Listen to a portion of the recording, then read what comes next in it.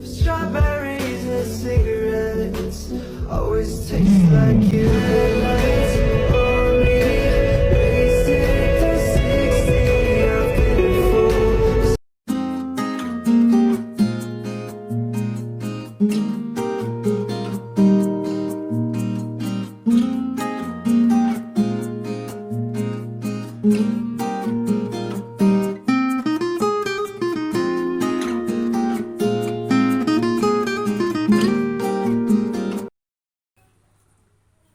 Salam hormat kepada dosen pengampu kami yaitu Pak Asep Suwarta selaku dosen mata kuliah Sosiologi Olahraga. Di sini kami akan mereview biodata dari atlet dan sekarang masih menjadi pelatih di dalam futsal.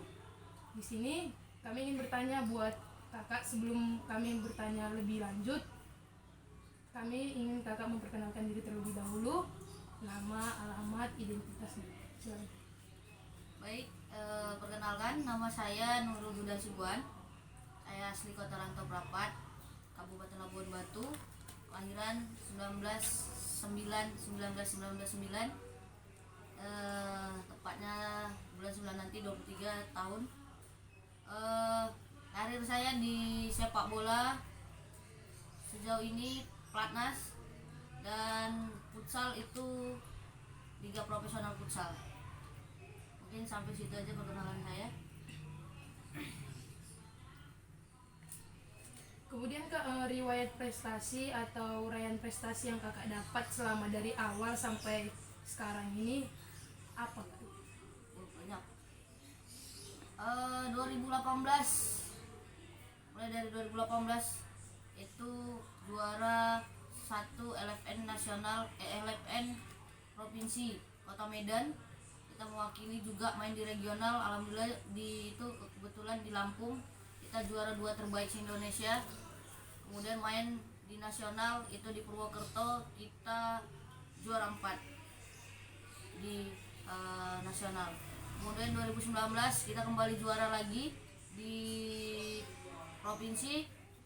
Kemudian kita lanjut ke regional di Pekanbaru, kita kembali jadi juara 2 terbaik se Indonesia.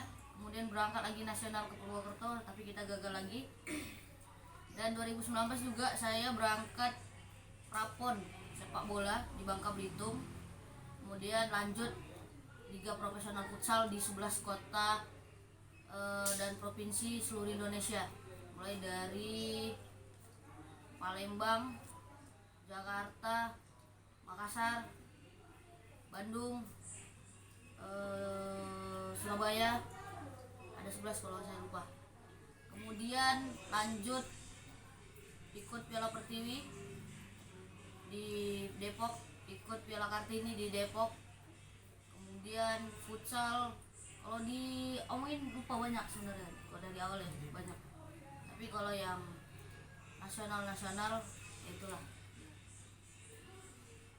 Jadi selama kakak ini berprestasi nih dalam bidang olahraga atau sebagai atlet nih, kehidupan ekonomi kakak itu sampai sekarang itu bagaimana?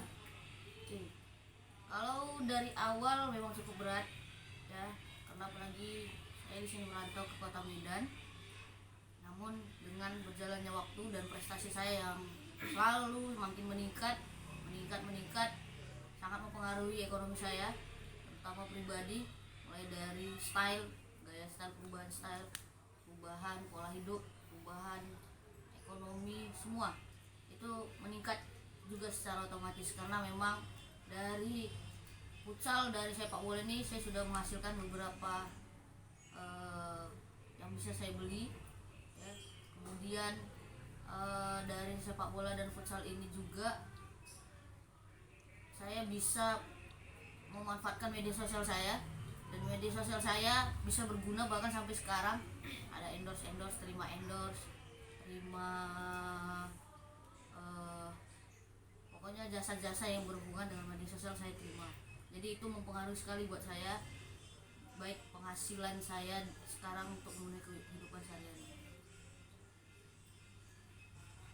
Jadi untuk sekarang ini kak, harapan kakak itu untuk atlet atau buat kami nih yang untuk yang mulai mencoba untuk menjadi bibit-bibit muda untuk jadi atlet, harapan kedepannya kakak untuk kami ini generasi muda sekarang itu bagaimana? Oke. Harapan saya ya, kebetulan saya juga sekarang ini saya udah ada lisensi pelatih. Yang pertama pelatih level 1 fisik nasional itu kemarin di Makassar. Kemudian level 1D nasional itu PSSI kemarin di Langkat. Nah, jadi saya juga ada di dalam tubuh saya juga ada insting pelatih ya. Jadi harapan saya ke depan buat para penerus sepak bola futsal sudah menjanjikan, bukan lagi sebuah hobi tapi sudah menjadi sebuah profesi yang menghasilkan dan menjanjikan. Kalau dulu mungkin sepak bola pemain-pemain bolanya banyak yang kelaparan, gaji gak jelas segala macam, tapi sekarang ya kita bisa lihat sendiri dengan kemajuan teknologi yang disupport oleh media, futsal dan sepak bola ini meningkat pesat sehingga banyak atlet-atletnya sekarang saya bilang atlet ya memang benar dia profesional, mungkin udah nggak ada lagi yang nggak ada mobilnya ya. Jadi menjanjikan sekali. Hargai proses, nikmati proses, jalani proses, jangan lupa berdoa, dan tidak ada yang bisa dikalahkan kecuali Tuhan dan orang tua. Mudah-mudahan kalau memang kita niatnya dari hati ya tidak ada yang tidak mungkin, jalani aja. Dan berharap ya kalau memang sudah berani melangkah kakinya satu ke depan untuk masuk di dunia futsal atau bola, maka kaki satu lagi harus ikut. Mudah-mudahan ya ada aja jalan dikasih Tuhan.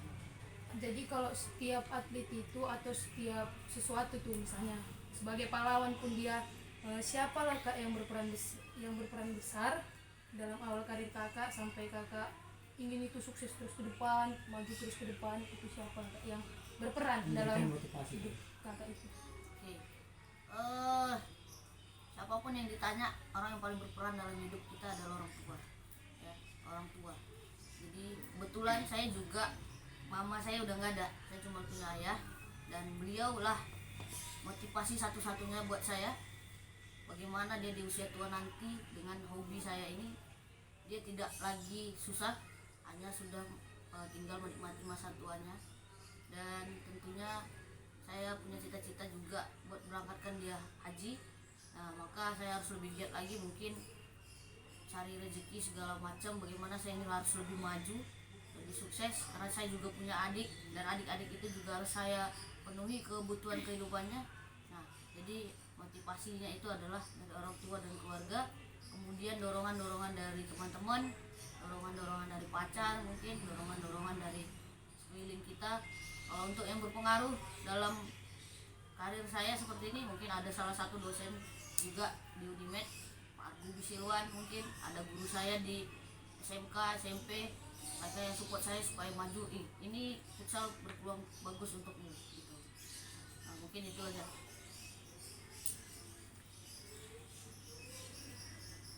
Jadi kak pernah nggak sih kakak merasa gini bosan dalam salah satu dalam menjalani dunia atlet ini kak, atau bagaimana?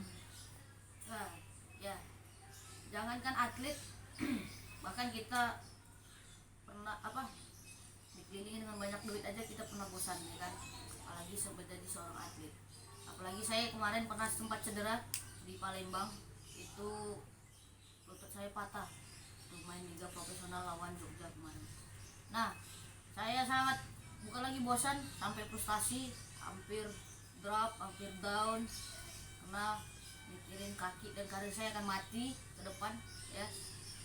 Jadi gimana saya memotivasi terus dengan membayangkan orang tua saya, sehingga rasa bosan ya, kalau rasa bosan itu pasti ada gitu, apalagi sampai down gitu pasti ada ya. Itulah penyakit atlet, seperti mungkin lagi menghadapi cedera pasti down sama bosan dia menghadapi itu. Apalagi seperti sekarang semenjak cedera ini, saya tawaran-tawaran main liga itu nggak ada kan, terus saya lagi break, lebih fokus ke melatih, padahal saya pengennya bermain.